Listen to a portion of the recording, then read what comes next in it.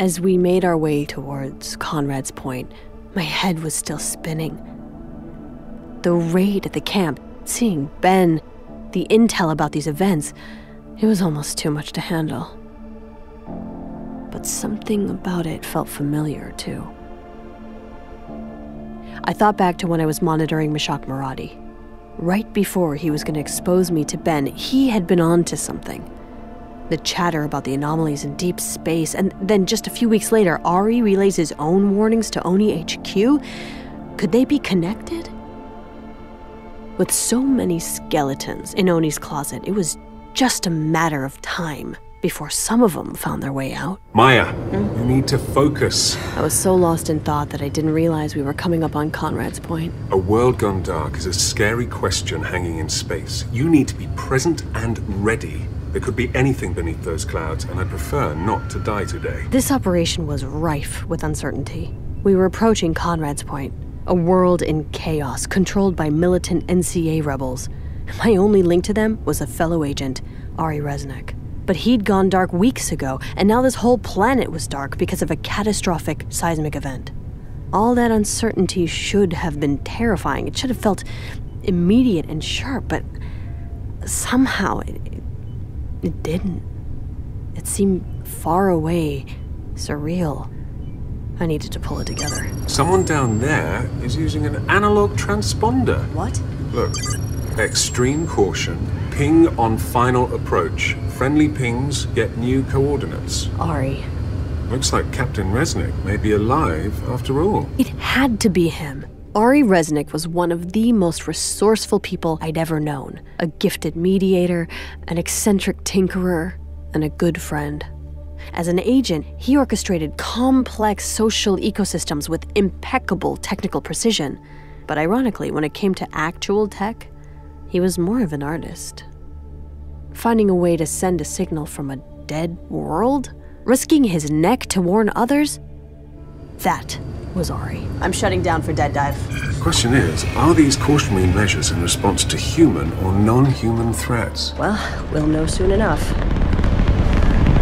Freefall was rough, to say the least. But I held down my lunch, opened the drag as late as possible, and then quietly brought the transporter down in a well-hidden, jagged ravine. I may have had no idea what we were walking into, but I was making damn sure we had a way to get back out. What a heinous, depressing rock. It's really no wonder these people are so angry. They make camp on waste worlds. I mean, I'd be quite angry myself. Yeah, well, I don't think they're here for leisure. On the remote fringes, a planet like Conrad is the perfect hideout for the NCA. They take over abandoned mining facilities and establish military training grounds. Life out here, it isn't for the faint of heart. This region is lovely. Just lovely. All the rocks. This is it. Nobody's here. Why don't you try the vantage point up there? On that rock. I came up the ridge and the sun suddenly crested into view. I shielded my eyes and finally saw the wider landscape. Behind us and to the sides, it was all jutting rocks. But then the ridge dropped off, sloping gradually into a much smoother section. I squinted into the light, barely making out the silhouettes of massive industrial structures in the distance. I don't like this. We're exposed up here. I looked out again and realized what was off about the area beyond the ridge. Oh my God. It was a crater. A vast hole. Like someone had just torn out a massive section of the planet's surface. I hadn't seen it because the size of it was impossible. I was so in awe, I didn't even hear him sneak up on me. Listen carefully and do exactly what I say. I turned around and saw Ari, pointing a gun at me. Ari, what are you... Stop talking. Put your hands up. Don't move. Don't talk. They may be watching. You just showed up here and I don't know you. I'm pointing my gun and that scares you. Now give me the bag. Ari yanked the bag from me and rifled through it with one hand. I played along. I assure you, there's nothing threatening in there. I see that, so I'm becoming less aggressive. I'm assuming you're here because of the event. Yes. I'm giving you back your bag. We're getting over our misunderstanding. I'm asking who you are. I'm the rebel leader, Pharaoh. I've heard of you. The situation is starting to relax. Were you here when it happened? No, we came right after. I'm lowering the gun because I realize we're on the same side. Well, now that all of that ceremonious posturing is out of the way, can we get on with the mission at hand? A smart AI? Yeah. The name is Black Box. Your reputation precedes you, Captain. It's good to see you, Ari. They were afraid you were dead. Yeah? And what do you think? My faith never wavered. So are you the entire brigade? Just me and Black Box. Here to find out what the NCA knows, or has, and report back to HQ. Well, I don't have a lot. We were close by when the colony was hit, but by the time we got here, it was all over. All I know is it caused major seismic damage, fried every piece of tech on the planet, and left behind that hole, half-mile wide. NCA's got the site blocked off now. Only a select few have been allowed in. Ilsa's planning her next move. Ilsa? Ilsa Zane is here? I thought she was dead. You didn't know? Well, it was in my last message before I went dark. No, Damn. They really sent you in here blind. Or they don't know. After she attacked the Infinity, Ilsa was picked up by some NCA loyalists. She's been running roughshod over this faction ever since, executing anyone she sees as a problem. Ilsa Zane was a walking science experiment gone wrong. At one point, she'd been slated for the Spartan program, an attempt at building the ultimate unarmored killing machine, but she snapped. After defecting to the NCA, she was quickly indoctrinated and promoted to Admiral Drake's attack dog. Then, when the colony was hit by the event, she brought us all here. The bloodletting seems to be over now, but everyone's still on edge, unable to use comms, unable to leave. But why haven't you escaped? Well, I've certainly thought about it, but I can't. I'm trying to keep a lid on things here. They've got enough thermonukes in the armory to flatten a whole system, and Ilsa's been setting the table for total war against the UNSC. I'm hopeful I can steer things back from the edge, get her finger off the nukes until Oni can take her out. I should send a sit rep to Noah before we go in. Hold that thought, Maya. We've got movement on the perimeter, several guards heading this way. Quickly, brief me. You were abducted by Oni. What happened? I escaped custody and hijacked a prisoner transport. They were questioning me about the colony attacks. I was worried, so after I broke out, I came here. That's the best they could do? Lucky prison break? All right, we'll have to make it work. Ilsa's been pulling rebels in from all over, so we say you're just another fighter joining the party. Now lay low in there. It won't take a blown cover to set Ilsa off. She'll kill you if she thinks you're dead weight. And keep the AI quiet unless you want to lose him. I am but a lapel pin. Found another one, boys. What are you doing outside the perimeter, Ari? It's called a perimeter check, Raj. And it worked. The crew was heavily armed and looked severely sleep-deprived. Ilsa seemed to have them on a hair trigger. It was tense, but Ari worked his magic, cracked a few smiles, and I was suddenly being escorted into the encampment as a guest of the NCA. There were hundreds of rebels with dozens of affiliations packed inside the dilapidated refinery, drinking and shouting, almost maniacally festive. It was a party, but it all felt slightly unhinged. What's the occasion? That's a good question. It's been silent as the grave in here until late last night. Our guys broke out the Colonel's old cases of whiskey and told everyone it was a celebration. Everyone's been wound pretty tight. I can see that. All right, why don't you go grab a drink? I'm gonna make the rounds, see what I can find out. As I laid low, I looked around hoping to spot any familiar faces. But I didn't see a sympathetic resistance. These weren't my people. I saw bloodlust. Groups responsible for attacks on civilians. Half the people here were mercenaries. No one seemed to stand for anything except vengeance. From fire to blood. Any banner you want to fly to justify crushing skulls. This was the opposite of everything I had fought for as Pharaoh. I was hoping Ari would hurry up when I heard a familiar voice. Pharaoh! Bostwick? Oh my God! You're alive! Yeah, I knew it. I knew they wouldn't get you. When you got taken, everyone scattered. Everyone thought you were dead, but not me. I knew you wouldn't let Ani take you. Bostwick had been drinking. A lot. A 5'0" rebel girl who probably weighed 100 pounds wet stood out in a group like this as is. But a drunk one was bound to attract unwanted attention. Bostwick, what are you doing here? I joined after the scatter. Half of our group was killed. Rumors were spreading like wildfire. And what? The NCA offered you protection? I don't know if I'd put it that way. I'd say they needed protection from me. Watch what Sorry, dude. My bad, I'm just playing. When I first found her, she was an angry 17-year-old. Just lost her parents in a UNSC incident on Deacom. They operated a little convenience stand on the outskirts of a military base. Some troopers were drunk, tossing around plasma grenades they seized from a Covenant supply ship. One went awry. The troopers just got a slap on the wrist. Bostwick got a form letter apology. She coped by getting aggressive, assembling a small group of fellow Outer Colony kids orphaned by the UNSC. They mostly just engaged in petty theft, but by the time Bostwick and I crossed paths, she was turning her sights to a more violent course. So I took her under my wing. She was dedicated, a fast learner.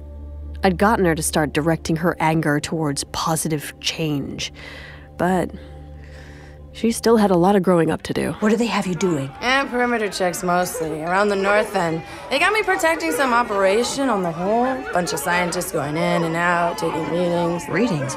Okay, what can you tell me about... Maya. BB, I told you to. Huh? I was about to say, don't speak. Who are you talking I'm to? broadcasting directly into your ear canal. Sorry, I thought I saw. There's I nothing. transmitted a detailed report back to headquarters. Apparently, Command is authorizing a strike using our current position as coordinates. Really? Opportunity to kill Ilsa Zane is too great. Time is of the essence. We must go now. Hurry. What? You okay, Pharaoh? Smooth. Yeah, I'm fine. Come on, we gotta get you out of here. Okay, let's do it. Wait, where are we going? They weren't giving me much time to get out before the bombs started dropping. I had to find an exit. That's when Ari reappeared from the crowd. Here, take this. Ari handed me a data chip. He looked unnerved. What? I Listen. didn't have time to ask questions, though. We need to leave now. Ari could see the fire in my eyes. He knew it was serious. Stick close and walk small. We made it about halfway to the entrance when the door came rolling down. We're sealing it up. Stop. They were closing all the doors. We were trapped. Ari was working out another escape plan when Ilsa Zane stepped into the room, seemingly sucking all the air out of it. The entire facility, packed with rebels, had become suddenly unnervingly quiet. The crowd parted as she crossed the floor. Everyone turned to face her, eyes mostly averted. And then she stopped, 15 feet from where we were standing. Ari carefully slid himself in front of me. Stay down. I could just see over Ari's shoulder. Ilsa was big. Scary big. I didn't know what the techs had done to her in the Spartan program. It made her stronger for sure, but they'd broken something too. There was a glint in her eye. Something unhinged, something inhuman. This is a celebration. And it should be. We've made a lot of changes in a very short amount of time. When I found you, there was no discipline, no uniformity. Just a bunch of misfits with different allegiances and philosophies. That was a problem of leadership. The Colonel had allowed this legendary faction of the NCA to devolve into a forum for individual interests. You were scattered and slow, and that's a death sentence.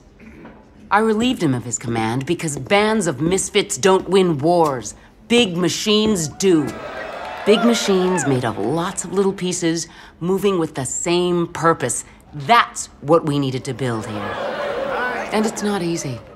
Every piece has to have a place, and when a piece doesn't fit, you have to get creative. You cut part of it off, smash it into place so it never pops out again.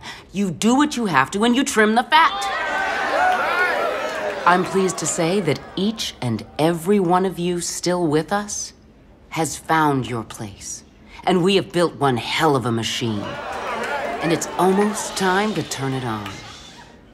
That hole outside represents our entry point into this war. That's why I brought you here to Conrad's Point. The landscape is changing. The UNSC is on their heels because of that hole. And we are going to capitalize on that weakness. We just needed the right moment. Which brings me to my announcement. She walked around with incredible control of the room.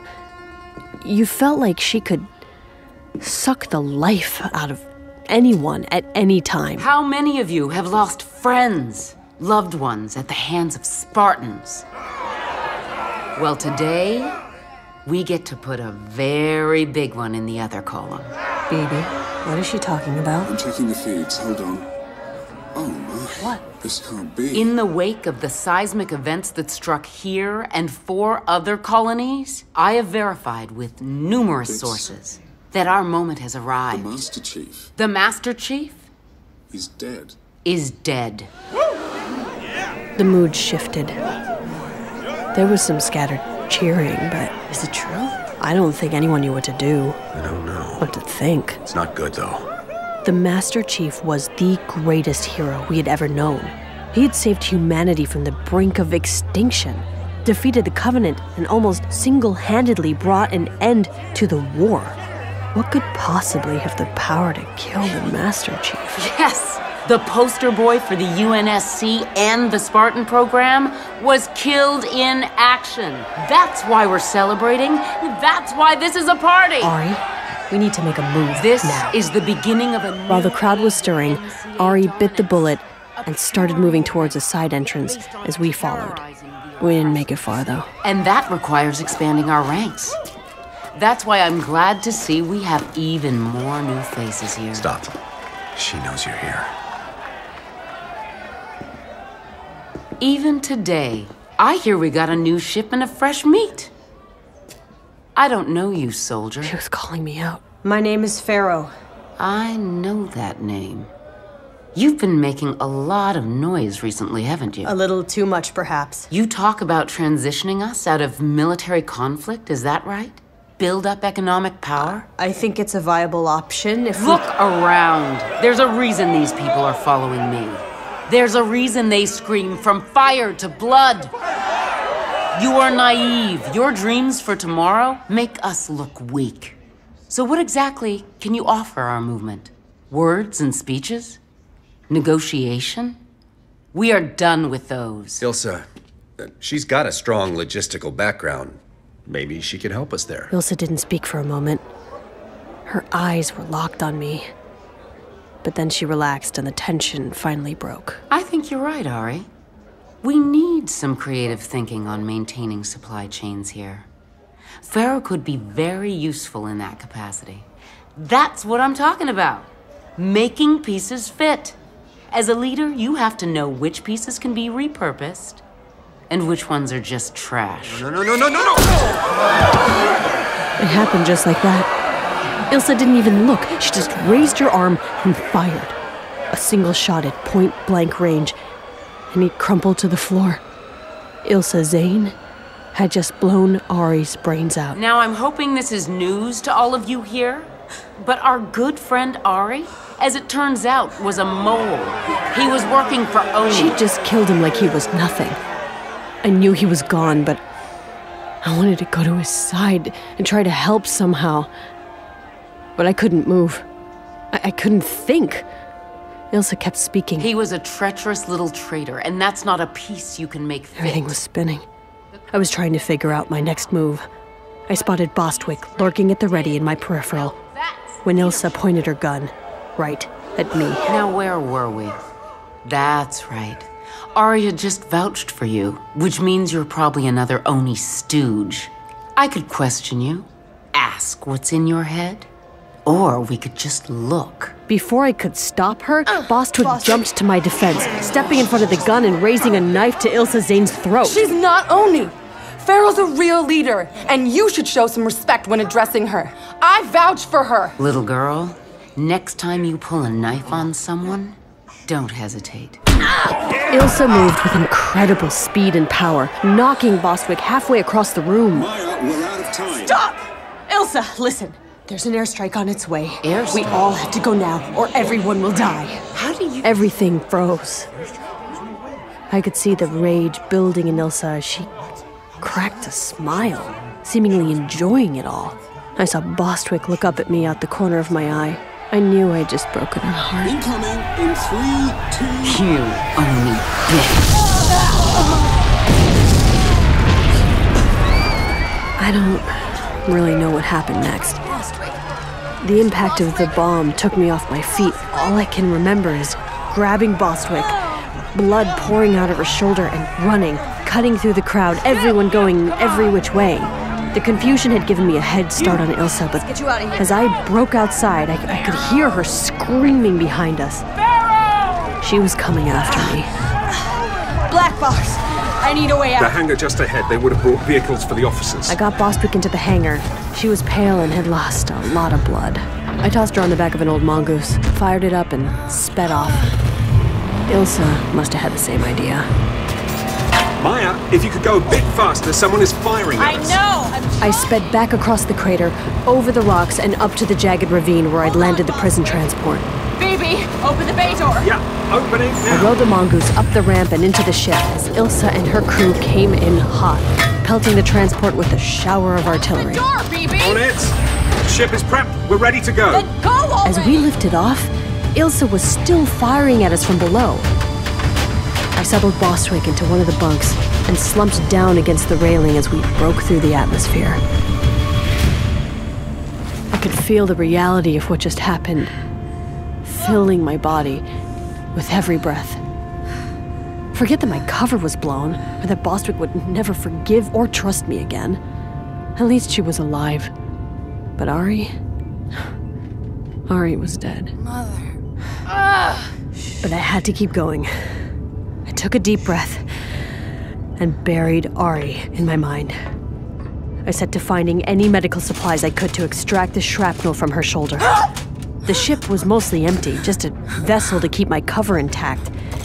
But I was able to cobble together enough supplies to tend to her wounds. Who are you? Save your strength. You're gonna need it. As Bostwick passed out, I made my way to the front of the ship. I finally had a moment to catch my breath. I couldn't help myself as my thoughts drifted back to Ari. Then I remembered the data chip. I pulled it out of my pocket and popped it into the console. A flood of information about the seismic events. Readings, charts, data, predictions. The NCA must have had teams working around the clock, gathering anything out of the ordinary. They were looking for a signature, something unique Ilsa could use to predict where the next disasters would hit. The answers were all in front of me, but I didn't know how to read them. Thankfully, I knew someone who could. Maya, we need to get your friend professional medical treatment as soon as possible. We should set course for the nearest ONI facility. No, I've got a place. Setting course now.